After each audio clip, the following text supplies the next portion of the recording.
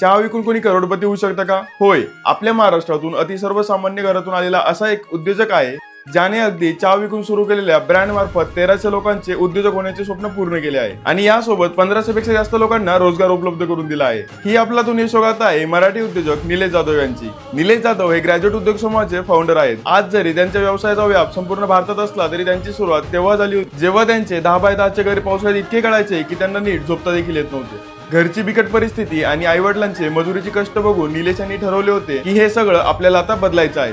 2018 साली त्यांनी साईबाबांच्या शिर्डी येथून ग्रॅज्युएट चहा आणि लस्सीची सुरुवात केली। व्यवसाय जरा सुरू झाला होता तेवढ्यात लॉकडाऊनमुळे तो पुन्हा बंद करावा लागला।